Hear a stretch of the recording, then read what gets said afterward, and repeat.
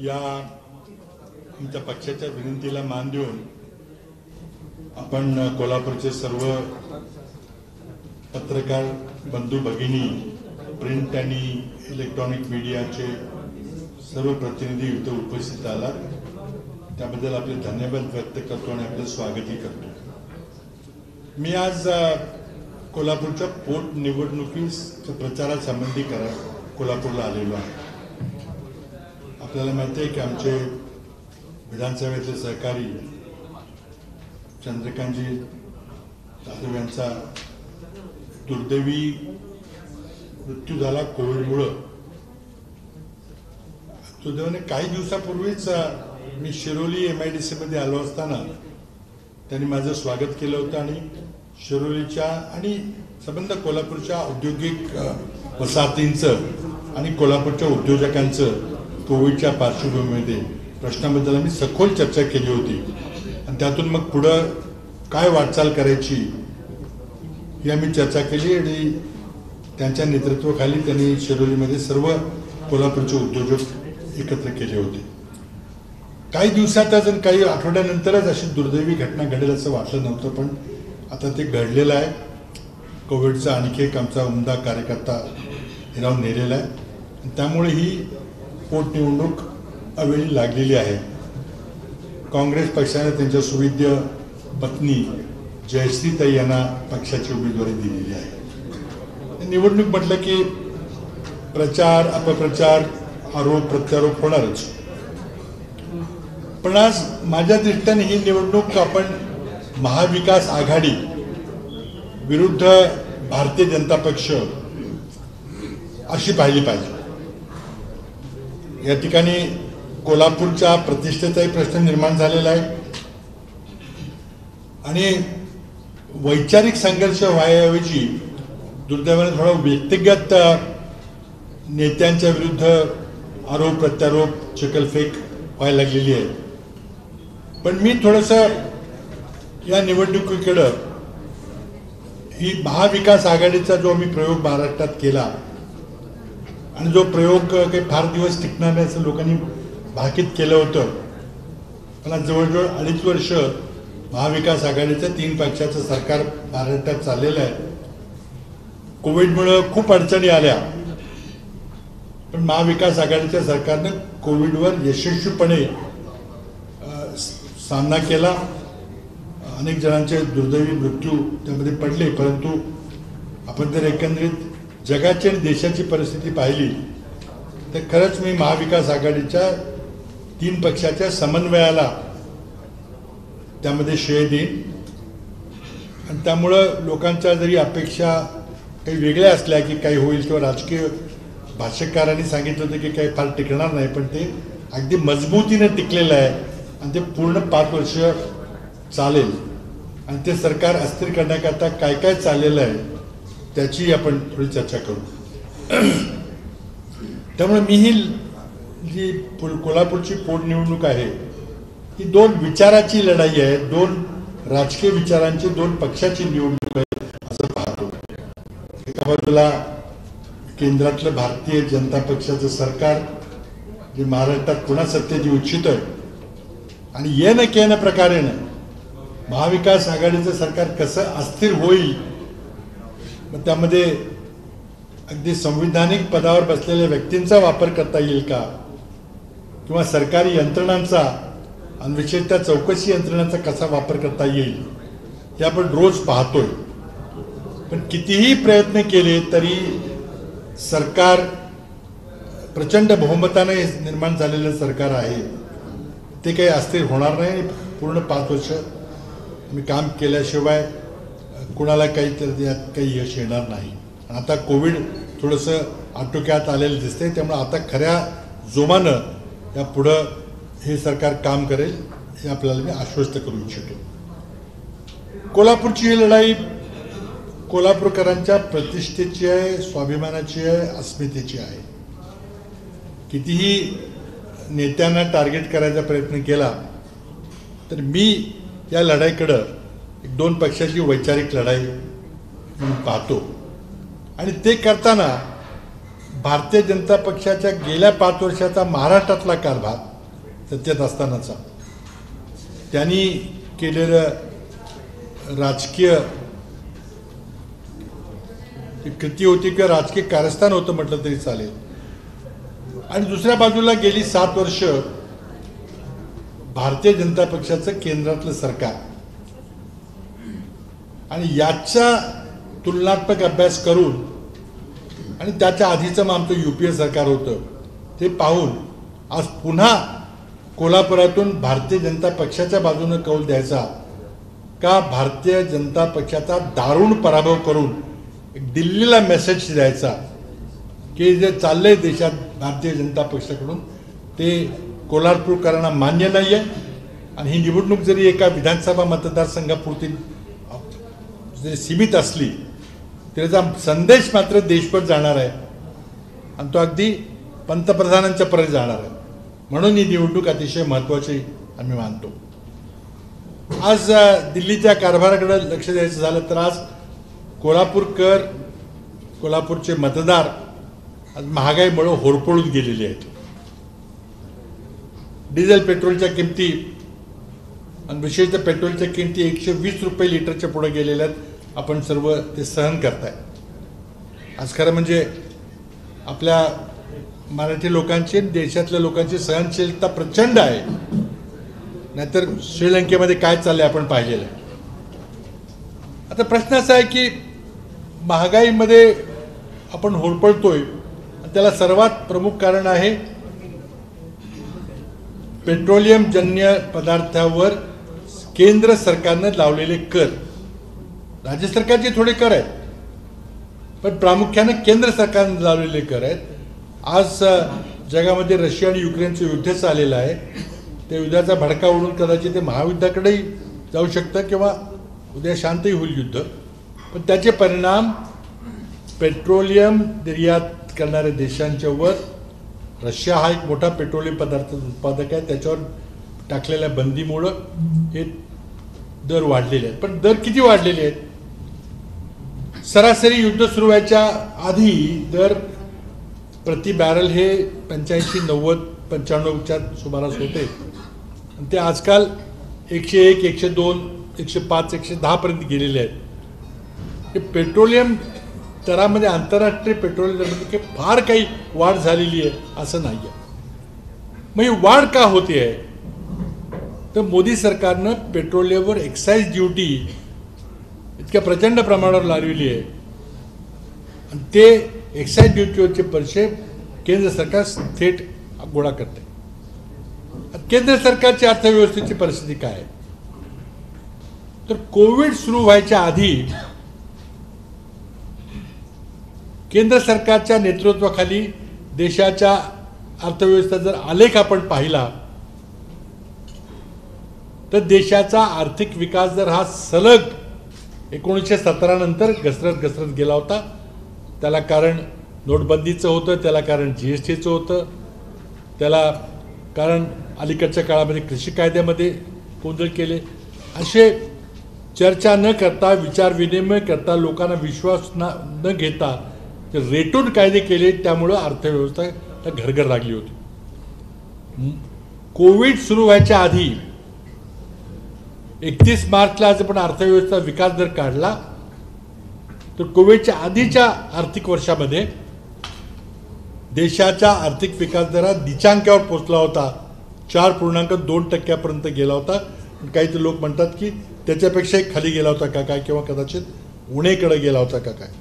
आणि हे कोण बोलतंय तर आम्ही सांगत नाही तर मोदी सरकारचे 3 वर्ष ज्यांनी आर्थिक सल्लागार म्हणून काम केलं ते डॉक्टर अरविंद सुब्रमण्यम यांनी एका शोध निबंधामध्ये लिहिलेलं आहे. आणि ते आर्थिक सल्लागार होते. ते मोदींच्या हाताखाली देशाच्या अर्थव्यवस्थेचा आर्थिक पाणी अहवाल सादर करत असत दरवर्षी. त्यांचा अहवाल आहे की केंद्र सरकार जरी सांगत असलं कोविडच्या पूर्वीच्या आर्थिक विकासाचा दर 4.2 तो मला वाटतं की तो 4.2 नसावा, तो फार कमी असावा, कदाचित तो उणे असावा असं एक मत आहे का तज्ज्ञांचं. म्हणजे अर्थव्यवस्था मुळातच घरघर लागली होती आणि त्यात पुन्हा मग कोविड आल्यामुळे तर ती 7-8% 26% खाली उणे गेली. आता अर्थव्यवस्थेचा विकास दर कमी झाला म्हणजे काय होतं? तर सरकारचं कराचं उत्पन्न कमी होतं आणि कराचं उत्पन्न झालं की सरकारला सरकार चालवायला मग त्यामध्ये नोकऱ्यांचे पगार आहेत, पेन्शन आहे, मागच्या काढलेल्या कर्जावरची व्याजं भरायची, हा सगळा तो खर्च जो असतो आणि त्यानंतर मग जो काही विकास खर्च असेल, आता सैन्यावरचा खर्च असेल, पोलिसांचा खर्च असेल, हा काही उत्पादक खर्च नाही पण तो कायम खर्च तो द्यावाच लागतो. आणि तो खर्च कसा वसूल करायचा त्यामध्ये सरकारकडे 2-3 पर्याय असतात. एक, कर्ज काढा. मोदी सरकारनं देशाच्या इतिहासात सर्वात जास्त कर्ज काढलेलं आहे. दुसरा पर्याय कर बसवा, उत्पन्न गोळा करा. तिसरा पर्याय असतो की खर्च कमी करा वगैरे, पण खर्च काही फार कमी करता येईल. आपण सगळ्यात सोपा उपाय म्हणजे कर बसवा आणि त्या करामध्ये सगळ्यात सोपा कर म्हणजे पेट्रोल डिझेलचा कर. एक ईमेल टाकला सगळ्या कंपन्यांना की उद्यापासून 5 रुपये भाव वाढ आणि पेट्रोल पंपाने पोर्टात खडून लिहिलं की आता पेट्रोलचा दर 105 वरून 110 की आपले निमूट पण कोल्हापूरचे सगळे नागरिक आपल्या स्कूटरला किक मारून त्यामध्ये एक टाकतात. पण कुरकुर जरी केली तरी ते पैसे भरून सरकारला कर देतात. मोदी सरकारनं गेल्या 7 वर्षामध्ये डिझेल पेट्रोलच्या केंद्र सरकारच्या करावर 24 लाख कोटी रुपये गोळा केलेले. हे इतर कुठल्याही सरकारच्या मानानं उच्चांक आहे. आणि हे जर पैसे गोळा केले नाहीत तर सरकार चालणार नाही. म्हणजे प्रश्न मला लोक विचारतात की महागाई कमी होईल का, दर कमी होतील का, युद्ध कमी झालं तर. युद्धाचा आणि या कराचा इतका मोठा फरक नाही, थोडा आहे, नाही असं नाही. 5-10% काही वाढलेले आहेत किमती, ते उद्या कमी होतील. पण सरकारनं कर लावले, ते मोदी सरकारनं निर्णय घेऊन कर कमी केल्याशिवाय किमती कमी होणार नाहीत. आणि या किमती एकदा डिझेल पेट्रोलच्या किमती वाढल्या की त्याचा प्रत्येक गोष्टीच्यावर परिणाम होतो. आज बांधकाम व्यावसायिक आपल्याशी संपर्कात असतात, विचारा. सळ्यांचा दर, लोखंडाचा दर, स्टीलचा दर काय झालेला आहे, सिमेंटचा दर काय झालेला आहे. आज बांधकाम व्यावसायिकांना आपला कामं बंद करून दिवाळखोरी पुकारायची पाळी यायला लागलेली. कारण जरी सरकारी कॉन्ट्रॅक्टमध्ये एस्केलेशन क्लॉज असलं तर जेवढी महागाई वाढते तेवढं त्यांना मिळतच नाही. काय थोडंफार किमती वाढतात त्यांना प्रचंड मोठा प्रत्येकाला तोटा होतो. तो तोटा झाला की बँकिंग व्यवस्था अडचणी देते, कारण कर्ज लोक परत करत नाही. आणि विशेष सायकल आहे. मी बोलतो संपवतो, तुम्हाला विचारा. आणि त्यामध्ये हे करता आणि हे माझा स्पष्ट आरोप या ठिकाणी आहे की मोदी सरकारचं देशाच्या अर्थव्यवस्थेवरचं नियंत्रण सुटलेलं आहे. त्यांना नाईलाजानं माहिती असून की लोक प्रचंड नाराज आहेत, पर्याय नाही, नाईलाजानं त्यांना सरकार चालवण्याकरता ही महागाई लोकांच्यावर लादही लागते. आणि याकरता लोकांनी संदेश देणं गरजेचं, तो निवडणुकीमधून आपण संदेश देऊ शकतो. हे सगळं चाललं असताना आजही देशासमोर एक आर्थिक संकट आहे. मला वाटतं तुमच्यापैकी किती जणांनी काल 4-5 दिवसापूर्वीची बातमी वाचली मला माहिती नाही. मोदींनी या युद्धाच्या पार्श्वभूमीवर केंद्रातल्या सर्व प्रमुख सचिवांची बैठक बोलवली होती. आणि त्याच्या काही बातम्या बाहेर राहिल्या, सगळे काही येऊ शकत नाही. तर त्या ठिकाणी काही सचिवांनी मोदींना स्पष्टपणे सांगितलं, ते बातमी बाहेर आलेली आहे की जर आपण योग्य निर्णय घेतले नाहीत आर्थिक दृष्टीनं तर आपल्या देशामध्ये श्रीलंकेसारखी परिस्थिती झाल्याशिवाय राहणार नाही. हे वॉर्निंग मोदी सरकारला त्यांच्याच सचिवांनी दिलेलं आहे. पण मोदी त्याबद्दल काही करणार आहे का, केंद्र सरकार काही करणार आहे का. त्यांच्यासमोर फक्त निवडणुका जिंकणं आणि सत्तेत येणं हे चाललेलं आहे. आज महाराष्ट्र सरकार असेल, महाविकास आघाडीचं ते अस्थिर करण्याकरता काय काय प्रयत्न चाललेत आपण पाहिले. संविधानिक पदावर बसलेले राष्ट्रपतींसारख्या व्यक्तीचा वापर करून सरकारला कसा अडचणीत आणता येईल याचे प्रयत्न तुम्ही रोज त्याचं रिपोर्टिंग करताय. म्हणजे अध्यक्षपदाची विधानसभेच्या निवडणूक असेल किंवा घटनेमध्ये नमूद केलेला विधानसभेमध्ये 12 सदस्यांना विधान परिषदेवर नेमण्याचा सरकारचा अधिकार असेल, या सगळ्या अधिकारांना या संविधानिक पदावर बसलेल्या व्यक्तीने पायदळी तोडवलेला आहे. त्यांनी काय होत नाही म्हटल्यावर मग आता ईडी, सीबीआय, इन्कम टॅक्स या केंद्र सरकारच्या अखत्यारीत असलेल्या सर्व आर्थिक चौकशी संस्थांचा ससेमेरा हा महाविकास आघाडीच्या नेत्यांच्या मागे लावलेला आहे. तर ईडीचं नाव सुद्धा कोणी ऐकलं नव्हतं.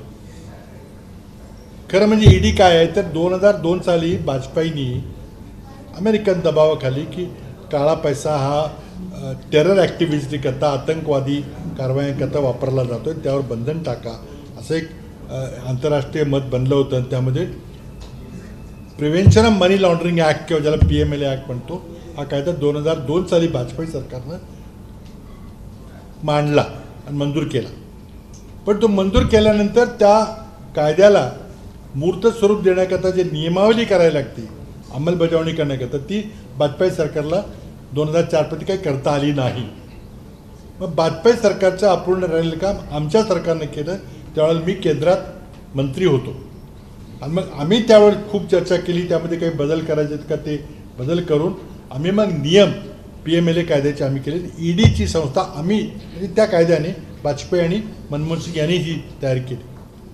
पण आमच्या सबंध 10 वर्षाच्या कारकिर्दीमध्ये ईडीने छापे टाकण्याचा जो प्रकार होता तो काही 25-30 वेळाच्यापेक्षा कमी वापरला गेला.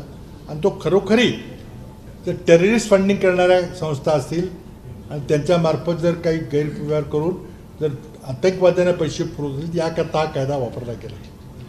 पण आत्ता गेल्या काही दिवसापूर्वी संसदेमध्ये एका प्रश्नाचं उत्तर देताना अर्थमंत्र्यांनी सांगितलं की या PMLA कायद्याखाली ईडीने आत्तापर्यंत काहीतरी 2700 रेड्स टाकलेले आहेत. आणि आपण बघितलं की एखाद्या महाविकास आघाडीच्या नेत्यांनी काही कडक स्टेटमेंट केलं सरकारच्या विरोधात की दुसऱ्या दिवशी त्याची ईडी रेड पडते. हा कायदा आहे, त्या कायद्यामध्ये जर काही चुकीचं कोणी वर्तन केलं असेल अवश्य त्यावर कारवाई करा. पण तुम्ही एवढ्या कारवाया तुम्ही केलेल्या आहेत, रेड टाकलेल्या आहेत, संपत्ती जप्त केलेली आहे, कुलपं टाकली आहेत, त्यांचा व्यवहार सगळा थांबवलेला आहे. पण एकाची तरी अंतिम चौकशी झाली आहे का? तुम्ही चार्जशीट फाईल केला आहे का? कोर्टात केस गेली आहे का? कोर्टामध्ये वकिलांनी बचाव आरोप प्रत्युत्तर झालं आहे का? आणि त्या आरोपीला आपला बचाव करण्याची कोर्टात तुम्ही संधी दिली आहे का? त्यानंतर मग न्यायाधीशानं शिक्षा देऊन त्याला शिक्षा झाली का? एकालाही नाही झाली. हा कायदा फक्त राजकीय कार्यकर्त्यांना, राजकीय नेत्यांना ब्लॅकमेल करण्याकरता वापरला जातोय. अगदी म्हणजे कुणी वक्तव्य एखाद्या नेत्याने केले की दुसऱ्या दिवशी ईडीची चौकशी करताना टेलिव्हिजनचे क्रू सगळे, माहिती कॅमेरे वगैरे सगळे जातात, लगेच छान TV वर बातम्या फडकतात की आज ह्याची रेड झाली, आज त्याची रेड झाली. आणि पुढं काय झालं? म्हणजे हा फक्त लोकांना शरण आणण्याकरता, ब्लॅकमेल करण्याकरता वापरला जाणारा कायदा, दुरुपयोग सरकारकडून होतो. 2019च्या निवडणुकीच्या आधी महाराष्ट्रात देखील माजी मुख्यमंत्री देवेंद्र फडणवीसांनी हेच साम दाम दंडभेद नीती वापरली आणि काँग्रेस आणि राष्ट्रवादी काँग्रेसच्या दिग्गज नेत्यांना अशाच प्रकारे ब्लॅकमेल करून, अशाच प्रकारे काय आमिष दाखवून, कोणाला काय पैसे दिले, कोणाला काय केलं, पार्टी मोडायचा प्रयत्न केला आणि लोकशाही धोक्यात आणण्याचा प्रयत्न केला. आज देशामध्ये राजकीय परिस्थिती चिंताजनक आहे. हिंदुत्वाचं आणि धार्मिक द्वेषाचं वातावरण पसरून निवडणुकात जिंकायचं कारस्थान चाललं. आणि त्या सगळ्या विचार प्रवाहाच्या विरोधामध्ये आज काँग्रेस पक्ष या पोटनिवडणुकीला सामोरं जात आहे. आमच्या जयश्रीताईंच्या रूपानं आम्ही आपल्याला एक अनुभवी ज्यांनी कॉर्पोरेशनमध्ये काम केलेलं आहे असं एक उमेदवार दिलेलं आहे. पण ही पुन्हा मी सांगतो की लढाई राजकीय विचारांची आहे. कोल्हापुरातून मोदींना आणि केंद्र सरकारला संदेश या ठिकाणी द्यायचा आहे की हा विजय काँग्रेस पक्षाचा जो आहे त्यामध्ये हा तुमचा पराभव आहे, तुमच्या धोरणांचा पराभव आहे. आणि धोरणं तुम्ही बदलून महागाईवर नियंत्रण तुम्ही आणू शकता. एका दिवसात एका सही करून तुम्ही कर कमी करू शकता. आणि लोकांना जो प्रचंड मोठा त्रास या महागाईचा होतोय त्यामुळे जे काही पर्याय होत आहेत, लोकांचे रोजगार जात आहेत, अर्थव्यवस्थेचा विकास जर थांबला, नवीन गुंतवणूक येत नाही, हे सगळे दुष्परिणाम जे एका महागाईमुळे होत आहेत ते दुष्परिणामाला संपूर्णपणे मोदी सरकार जबाबदार आहे. हे या निवडणुकीचं मूळ सार आहे. आणि त्याचबरोबर ज्या प्रकारे आर्थिक चौकशी संस्थेचा दुरुपयोग चालला आहे त्यामुळं लोकशाही धोक्यात येणार आहे.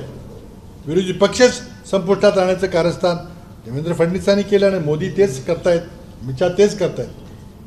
आता मगाशी आम्ही सहकारी मित्रांशी काही बोललो.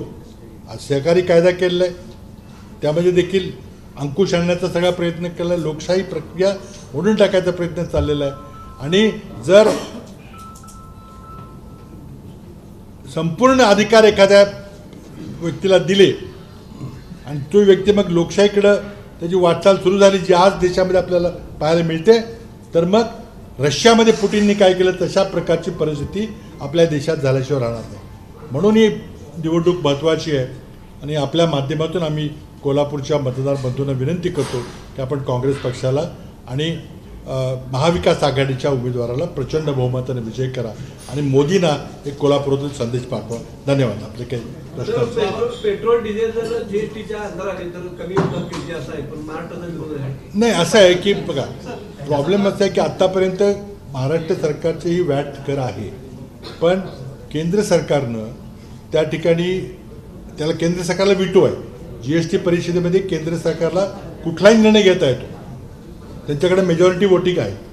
त्यामुळे केंद्र सरकारला GSTमध्ये आणायचं असेल तर काही पर्यायी राज्यांची सोय करून काय करून हा प्रश्न सोडवता येतो. पण आत्ता आमची मागणी काय आहे तर केंद्रानं जो वॅट जो एक्साईज ड्युटी आहे ती एक्साईज ड्युटी तुम्ही कमी केली पाहिजे. ती एक्साईज ड्युटी वाढवल्यामुळं हे कर वाढलेले आहेत आणि पेट्रोल डिझेलच्या किमती वाढवल्या. केंद्र सरकारनं पहिल्यांदा केलं पाहिजे. आपण एकीकडे आपण म्हणतोय की ईडी सारख्या कारवाया बऱ्याचशा ठिकाणी होत आहेत.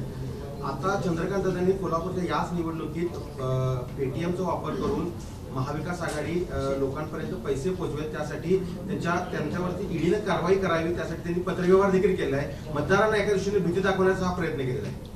पेटीएमनी पैसे ट्रान्सफर करते. मग काय हास्यास्पद आहे खरं म्हणजे. आता पेटीएमनी जर पैसे ट्रान्सफर केले तर पुरावाच आहे ना. तुमच्याकडे सरकार आहे, तुमच्याकडे RBI आहे, बँकिंग आहे, सर्व या आर्थिक संस्थांचं नियंत्रण RBI आहे. ते कुणी कोणाला पैसे दे यादी काढा आणि कारवाई करा. पेट्रोलियम मंत्री हरदीप सिंग यांनी असं म्हटलेलं आहे की रशिया आणि युक्रेन युद्ध सुरू आहे त्याच्यामुळं प्रगत देश आहेत इंग्लंड, अमेरिका, जर्मनी यांचे 50% दरवाढ झाले. त्या तुलनेने भारतातली दरवाढ्याची फक्त 5% आहे. हा दुसरा भाग त्याचा असा की इतर राज्यामध्ये महाराष्ट्रापेक्षा 10 लिटरचे पेट्रोलचे दर कमी आहेत कारण तिथले कर कमी आहेत. महाराष्ट्र शासन आमचा मुद्दा यामध्ये काय आहे तुम्ही मगाशी तुम्हाला सांगितलं मी की केंद्र सरकारच्या एक्साईज ड्युटीमुळं गेल्या 7 वर्षामध्ये मोदी सरकारनं 24 लाख कोटी रुपये गोळा केले. यामध्ये काही दुमत आहे का? ह्या कुठल्याही पूर्वीच्या 7 वर्षामध्ये जेव्हा UPA शासन होतं त्यावेळेला आमच्या काळामध्ये किती कर होते, त्या मानाने किती कर वाढवले ह्याची तुलना तर आपण करूया. आता बाकी सगळं कुठेतरी बोट दाखवण्यापेक्षा पण कच्च्या तेलाच्या किमती किती वाढल्या तर तुम्ही तुमच्या मोबाईलवरच बघू शकता. रशियाचं इंग्लंड आणि फ्रान्सचं उदाहरण द्यायची काही गरज नाही. किती किमती वाढल्या तर तुम्ही पेट्रोलचे डिझेल किती कर वाढले ते तुम्ही हिशोब करा. आणि टॅक्सेस किती आहेत ते बघा. आमचा स्पष्ट आरोप आहे की टॅक्सेसमुळं हे डिझेल पेट्रोलची दरवाढ झालेली आहे. ते टॅक्सेस केंद्र सरकारने कमी केले पाहिजेत. इतर देश कोविडच्या काळामध्ये केंद्र सरकार लोकांना थेट पगार देत होतं. अमेरिकन सरकार थेट $1200 प्रत्येक कामगाराला, प्रत्येक हॉटेलमध्ये बशा विसरणाऱ्याला, कुकला, प्रत्येक कापड दुकानात विक्रेत्याला $1200 केंद्र सरकार आपल्या तिजोरीतून देत होतं कारण अर्थव्यवस्थेला चालना मिळाली. इंग्लंडचं सरकार जर तुम्ही हॉटेललाच आपल्या फॅमिलीवर गेला तर निम्म्या पैशाचं बिल इंग्लंडचं केंद्र सरकार भरत होतं. का? तो लोकांनी हॉटेलमध्ये जावं त्यामुळं तिथली अर्थव्यवस्था चालेल, तिथल्या वेटरला, तिथल्या कुकला, तिथल्या माणसाला काम मिळेल. मोदी सरकारने काय केलं का ते? आम्ही इतकं ओरडून सांगत होतो की आज अर्थव्यवस्था घसरलेली आहे, वाढवण्याकरता तुम्हाला काहीतरी पर्चेसिंग पॉवर वाढवण्याकरता केलं पाहिजे. मोदी सरकार करत नाही, हट्टी आहेत, ऐकत नाहीत कोणाचं. ज्या पद्धतीने केंद्र सरकारवर नागरिकांची नाराजी आहे तशीच नाराजी महागाईवरून विरोधी पक्षांवर देखील आहे. कारण विरोधी पक्ष हा सक्षम नाही आणि त्या पद्धतीने ते मांडत नाहीत आपले मुद्दे. केवळ आता राहुल गांधींनी जे एक हार घातला बाईकला, त्याच्या व्यतिरिक्त कुठे काही दिसलं नाही आणि म्हणून नाराजी विरोधी पक्षावर देखील नाही, आहे. तुमचं म्हणणं मान्य करतो मी, पण काय झालंय की गेल्या कोविडच्या कालावधीमध्ये आम्हाला उघड कुठं प्रचार दौरे रोको रस्ता रोको वगैरे काही करता आलं नाही, कारण शेवटी सरकार आमचं होतं, आम्हाला कायदा मोडता आला नाही. एक ते झालं. दुसऱ्या बाजूला केंद्र सरकारने पद्धतशीरपणे काँग्रेसचं किंवा विरोधी पक्षाचं कुठलंही आंदोलन झालं की ते दाखवायचं नाही असा प्रसारमाध्यमावर बंधन घातलं. तुम्हाला त्याची थोडी माहिती आहे, आपण जरी कबूल केलं नाही ते वस्तुस्थिती आपल्याला माहिती आहे. आणि ठीक आहे, लोकसभेमध्ये आमची ताकद कमी झाली आहे, त्यामुळं आमचा आवाज कमी झाला आहे, पण आम्ही आंदोलन केलं नाही. खरं आहे, कोविडच्या नियमाअंतर्गत आम्ही आंदोलन केलं, पण समजा आंदोलन केलं, तोडफोड केली, बसेस जाळ्या म्हणजेच आंदोलन असतं का? आज आम्ही जो मुद्दा मांडतो ते उत्तर तुम्ही द्या ना. पत्रकार परिषदे म्हणून समजा मी आज मुद्दा मांडला तर खोडून काढून तुम्ही की 24 लाख कोटी रुपये तुम्ही कराच्या रूपाने जमवलेत की नाही, कशाला जमवले? ते जमवले नसते तर केंद्र सरकारच्या नोकरांचा पगार आणि पेन्शन देता येणार नाही, हे खरं आहे का नाही? आता तुम्ही काहीतरी कुठेतरी युक्रेन युद्धाचं नाव तर मला सांगा ना, आज युद्ध व्हायच्या आधी 24 फेब्रुवारीला आंतरराष्ट्रीय तेलाचे किती होते आणि आज किती आहे? नाही बाबा, कसं महाराष्ट्र भाजप सरकार म्हणतोय तुम्ही कर कमी करत नाही, तुम्ही म्हणताय केंद्रानं कमी करायला पाहिजे, म्हणजे जनतेचं काय आहे? नाही ना, मग म्हणून आता असं आहे की शेवटी काय की अडचण सगळ्यांचीच आहे आणि आम्ही काय कर सगळे काढून टाका म्हणते, कमी करा म्हणतोय. एक 120 रुपये पेट्रोलची किंमत 90 वर आणा, 80 वर आणा, काहीतरी लोकांना दिलासा द्या. त्यांनी केले, आम्ही करू ना, त्याला करू द्या. 5 वर्षांपूर्वी जो दुष्काळ कर लावला होता तो आता मागे घेणं खूप गरजेचं आहे. दुष्काळ होऊन 5 वर्ष झाली, तो 6 रुपये कर आहे तसा आहे, तो कमी केला राज्य सरकारने तर थोडा दिलासा मिळेल ना. नाही, त्या माझा मुद्दा काय आहे की आज केंद्र सरकारच्या भाजपच्या केंद्र सरकारनं ज्या काही चुकीचे निर्णय घेतले, आता समजा नोटबंदी सारखा निर्णय असेल, GST सारखा, त्याला आपण काय करू शकत नाही. आजही GSTमध्ये व्यापाऱ्यांची जी पिळवणूक चाललेली आहे, कॅश फ्लो गेलेला आहे, त्यामध्ये आमचं सरकार तर आम्ही ते निश्चित केंद्रात दुरुस्त करू, पण ते आता आमचं सरकार तिथं नाही आहे, त्यामुळे आमचं आणि कोणी आमचं ऐकत नाही. मुख्य मुद्दा असा ऐकत नाही. तर माझं काय म्हणणं आहे की आज देशाची अर्थव्यवस्थेचं संचालन करण्याची जबाबदारी ही केंद्र सरकारची आहे, कारण अर्थव्यवस्थेत केंद्र सरकारच्या निर्णयाचा जवळजवळ 70-80% परिणाम केंद्राचा असतो. आता तुम्ही दुष्काळ कराबद्दल बोलला, ठीक आहे, मुद्दा आहे. आज त्या ठिकाणी काय परिस्थिती आहे चर्चा निश्चित करता येईल, पण आज सगळ्याच सरकारची परिस्थिती अडचणीची आहे. महाराष्ट्राची काही फार सोपी आहे किंवा कोविडमध्ये त्रास झाला असं नाही.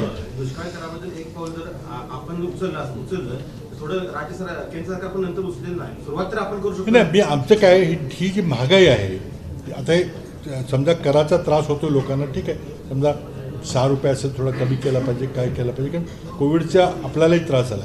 पण आज मुख्य मुद्दा काय, जी महागाईची होरपळ चाललेली ती कशामुळे चालली हे मला मुद्दा मांडायचा. हा केंद्र सरकारच्या धोरणामुळे आहे, हे कोल्हापूरच्या जनतेला आम्हाला पटवून द्यायचं. आपण म्हणताय की ही निवडणूक वैचारिक आहे, मात्र कुठेतरी जेव्हापासून प्रचार सुरू झालाय तेव्हापासून खालच्या पातळीला जाऊन राजकारण सुरू आहे, वैयक्तिक पातळीवर टीका चालत. आता कोणी कसं टीका करायची हे मी भाजपच्या लोकांना काही सांगू शकणार नाही. आमचं काम विधायक आहे, आम्ही सरकारमध्ये आहोत. त्यामुळं तुम्ही आता बंटी पाटील म्हणून या ठिकाणी आपले कोल्हापूरचे पालकमंत्री आहेत, त्यांनी काम करताना काही त्यांचं काही दोष असेल तर आपण जरूर करा, पण वैयक्तिक पातळीवर टीका करणे चुकीचं आहे. ती वैयक्तिक पातळीवर टीका ही कुणाकडून होते ते तुम्हाला सगळं चांगलं माहिती आहे. आमचा स्पष्ट आरोप आहे की भारतीय जनता पक्षाच्या नेत्यांनी कारण नसताना अतिशय खालच्या पातळीवर जाऊन टीका करायचं त्यांनी काम सुरू नाही. याचं कारण असं की त्यांना माहिती आहे की ते निवडणूक जिंकणार नाहीत. बाबा, आपण देशाच्या अर्थव्यवस्थेपासून मोदी सरकार एकूणच सर्व पातळीवर अपेक्षित ठरलं, त्याबद्दल चिंता व्यक्त केली, परंतु काँग्रेसमधला G23चा जो गट आहे तो नाराज झालेला आहे, त्याचं भवितव्य काय, त्याच्यात पण आता फूट पडलेली आहे, आपणही त्यामध्ये सहभागी आहे. नाही, असं आहे की या देशामध्ये लोकशाही आहे आणि ती लोकशाही धोक्यात आहे आता. तर आम्ही आमच्या पक्षांतर काही मतं आमच्या अध्यक्षांच्या पुढे मांडली होती, ती दुर्दैवानं कोणीतरी लीक केलं ते पत्र, करायचं काय कारण नव्हतं. आणि हा आमचा संवाद आमचा आणि काही ठराविक मंडळींचा आणि काँग्रेस पक्षाच्या अध्यक्षांचा संवाद आहे. कारण म्हणजे हे पत्र लीक व्हायला नको होतं, ते कॉन्फिडेन्शियल पत्र होतं, पण कोणीतरी ते लीक केलं आणि त्या मग पत्रकारांनी त्याला काही टोपण नाव दिलं, काही G23, G24, 22 केलं, असं काही नाही. हा लोकशाहीचा आमचा अधिकार आहे आणि ह्या देशातली हीच लोकशाही वाचवायचा आम्ही प्रयत्न करतो, ज्याच धोक्यात आलेली. ईडी जी कारवाई करते ह्याच्या विरोधात काँग्रेस असं प्रत्यक्षात महागाई विरोधात जसं आंदोलन करते तसं ह्याच्या विरोधात काँग्रेसची काय भूमिका राहणार आहे? नाही, आम्ही त्या ठिकाणी रोज संसदेमध्ये आमचं सगळं चाललेलं आहे की ते करतोय. आमचं म्हणणं काय आहे की तुम्ही ईडी कारवाई आमचा कायदा आहे, अस्तित्व आहे का आहे, करा कारवाई, पण शेवटपर्यंत ज्ञान तुम्ही आता जी सुडाच्या भावनेने घेताय की तू बोललाच केलं की तुझ्यावर उद्या कारवाई, असं करू नका. नाही, गृहमंत्र्यांनी सगळ्या विरोधकांना आव्हान दिले की डोळ्यात डोळे घालून तुम्ही आम्हाला चॅलेंज करणार आहात. कुठल्या गृहमंत्री कुठल्या अमित शहा. नाही नाही, आता मुद्दा काय आहे की तुमच्या मोदी सरकार सत्तेत आल्यापासून ईडीच्या किती रेट झाले, ठीक आहे, त्या आकडा तुम्हाला मी सांगितलं, तो संसदेमध्ये दिलेला आहे. त्या रेटपैकी किती केसेसचा निकाल 7 वर्षात लागला, तुम्हाला निकाल लावायचाच नाही. आणि डोळ्यात डोळ घालून काय सांगताय तुम्ही, काही करताय, सगळ्या लोकांना दिसतंय ना, रोज टी व्हीवर बातम्या बघतोय का ह्याची रेट झाली त्याची रेट झाली, पुढं काय झालं. ती व्यक्ती दोषी असेल तर आवश्यक कारवाई करा, चार्जशीट करा, कोर्टात खटला चालवा आणि मग न्यायाधीशासमोर पुरावा सादर करून त्याला शिक्षा द्या. 2 दिवस जरी शिक्षा दिली ती मी मानेन, पण तुम्हाला ते करायचं नाही, फक्त ब्लॅकमेल करायचं. बाबा रोज उठून दुसरं कोण तुझ्या ऐका कोणी आणखी रोज उठून ईडीची कारवाई, पोलीस तक्रार, गुन्हा दाखल, सोमय्या, परत त्यानंतर संजय राऊत, महाराष्ट्राने हेच बघायचं आहे का? आता काय झालं, महाराष्ट्राने जे सरकार निवडून दिले तर त्याला आता ते आपण बदलत तोपर्यंत तेच दिल्लीचं सरकार राहणार. महाराष्ट्रामध्ये फ्रॅक्चर्ड 4 पक्षांना मतं दिलेली आहेत, म्हणजे एक पक्षाचं सरकार असेल एका पक्षाला जबाबदार धरू शकतो. पण गेल्या 5 वर्षामध्ये जी धारा सुरू झालेली आहे, आता 105 का 125 तासाचा रेकॉर्डिंग पाहिलं आपण, त्याच्याबद्दल ऐकलं कसं झालं. एकडे कुण्या खाजगी व्यक्तीला तुम्हाला करता येईल, कुणाला दुसऱ्याला करता येईल. हे सरकारी यंत्रणेचा किती गैरवापर करायचा आणि तो सुद्धा राजकीय पक्षाच्या एका पुढाऱ्याच्या सांगण्यावरून करायचा. काय चाललंय महाराष्ट्रामध्ये, कुणी सुरुवात केलेला. आमचा स्पष्ट आरोप आहे मागच्या सरकारवर. कोरोना काळामध्ये उद्योजकांना आणि बाकीच्या सगळ्या घटकांना मदत करण्यासाठी निर्मला सीतारामन यांनी 20 लाखाचे पॅकेज जाहीर केलं होतं. तर मागे आपली इथेच पत्रकार परिषद झाली, त्यावेळी आपलं म्हणणं होतं की 1 ते 2 लाख सामान्य लोकांच्यापर्यंत भारतात पोहोचले असतील उद्योजकांपर्यंत. आता किती पोहोचले आणि याचं एकूण विश्लेषण आपण कसं करतो? त्यावेळेला मी सांगितलं होतं की पॅकेज अगदी बोगस आहे. मगाशी मी सांगितलं की इतर राष्ट्र हे लोकांच्या थेट खिशात पैसे देत होते, केंद्र सरकारच्या तिजोरीतून अकाउंटमध्ये पैसे जमा करत होते. सामान्य माणसाचा पगार हा केंद्राकडून जातो, का जात होता तर त्यांना अर्थव्यवस्थेमध्ये बळकटी आणायची होती, पर्चेसिंग पॉवर ही क्रयशक्ती वाढवायची होती. मोदी सरकारने काय केलं, 20 लाख कोटीचं पॅकेज केलं. मी मागितलं होतं 20-22 लाख कोटीचं पॅकेज द्या म्हणून, नंतर ते आलं पॅकेज. पण ते पॅकेज इतकं फसवं होतं, त्यामध्ये फक्त 1-2 लाख कोटी रुपये हे थेट लोकांच्यापर्यंत पोहोचले, खिशात गेले. अन्नधान्याचे रोपण असतील किंवा आणखी काही उद्योगधंद्याने तर नाही दिले, पण बाकी 19-20 लाख कोटी रुपयाची फक्त तुम्ही कर्ज घ्या. बँकेला मी कर्ज घ्यायला सांगू तुम्हाला, हे असं क्रेडिटचं पॅकेज होतं. हे तुम्ही कुठेही विश्लेषण करून बघा, अगदी पाहिजे असेल तुम्ही कितीतरी लेख आलेले आहेत. इतर देशांनी काय केलं, मोदींनी काय केलं नाही, त्यामुळे त्या पॅकेजचा काही उपयोग झाला नाही. म्हणून आज सुद्धा अर्थव्यवस्था इतकी गर्तेत गेलेली आहे, विकास दर रोज कमी होतो आणि मोदींना अर्थव्यवस्थेचं नियंत्रण सुटलेलं आहे, हा माझा स्पष्ट आरोप आहे.